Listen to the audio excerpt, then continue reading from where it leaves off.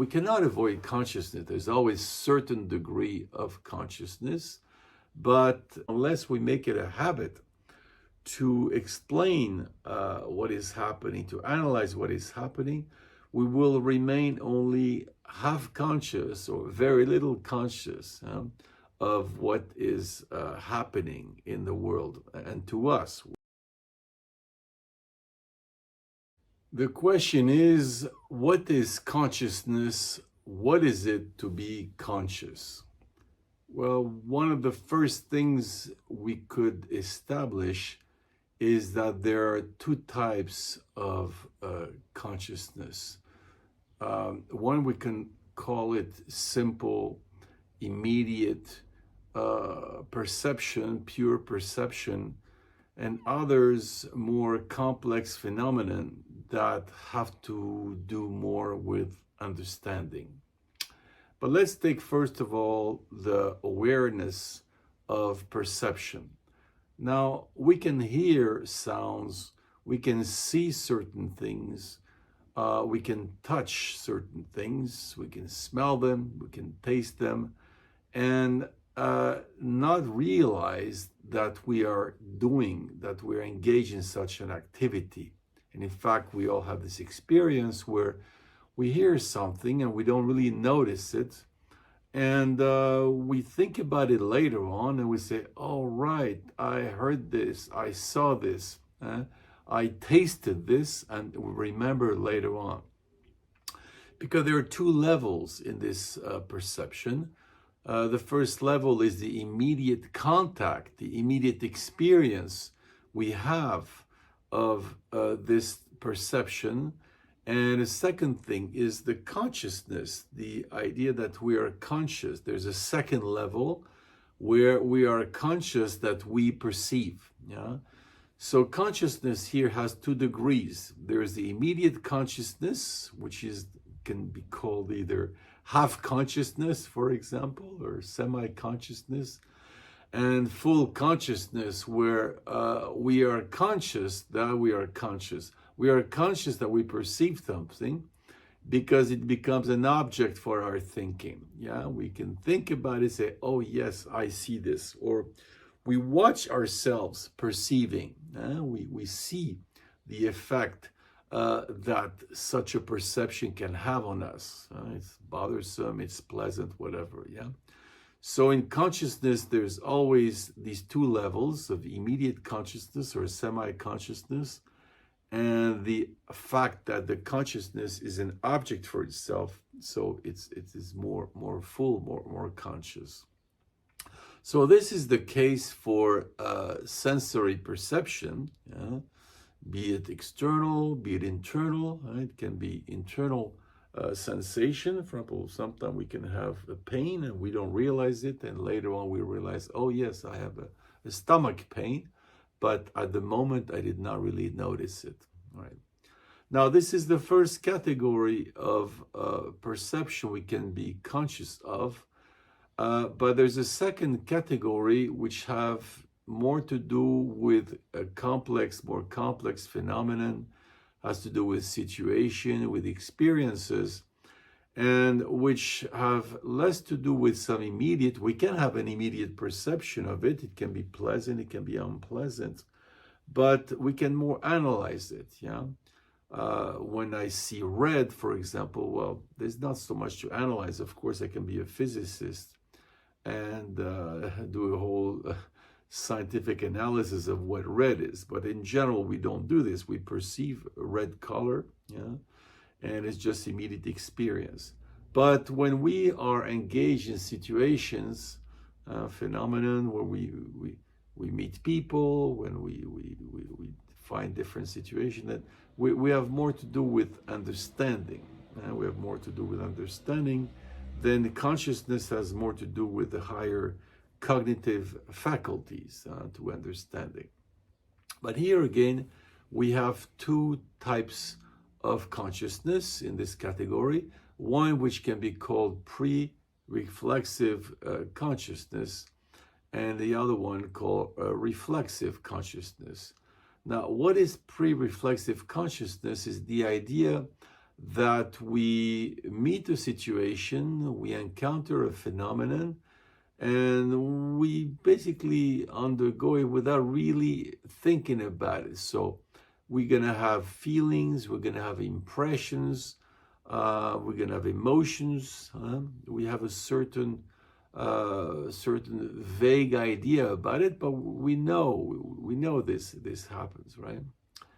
And then, but it's only impression. It's only a very subjective perception of an event. And then we have what can be called reflexive consciousness. And generally, when we have reflexive consciousness, it means we start reflecting, we start thinking about a given event. And it generally manifests itself by the fact we're going to name it. We're going to give a name to this event, to this situation, right? And the second thing, we're going to be able to analyze it. We're going to analyze this event. We can explain it. We can explain it to ourselves. We can explain it to someone else. So here again, we have these two levels of consciousness. Now, for example, if I met someone and this person was in a bad mood, well, maybe I did not pay attention to it, but I still perceived the bad mood of this person. I understood through some different factors he was in a bad mood, but I didn't think about it. And somebody else might ask me later on, well, was he in a good mood? I said, no, he was in a bad mood. Yeah. And at that moment, I can start thinking about it by saying why I think he's in a bad mood, or maybe I have explanation why he was in a bad mood. And at that moment, it's more reflexive consciousness. Yeah. Now, most events we encounter during the day, we don't spend a lot of time thinking about it. It's recorded. We have a certain consciousness of it. It's recorded. We perceive it. We can maybe remember it afterwards through some deliberate action. But it's not an object of reflection. And in that sense, it can be called a semi-consciousness. Because to be really conscious of something, we have to think about it, we have to analyze it, we have to name it, we have to do a whole thinking process that we are not always willing to do, as well as not. If we did this with every event we meet in a day, we would spend our time analyzing everything happening to us, right? Yeah. So there we have the two different type of consciousness. So overall, basically, consciousness is something that happens by itself in a passive way.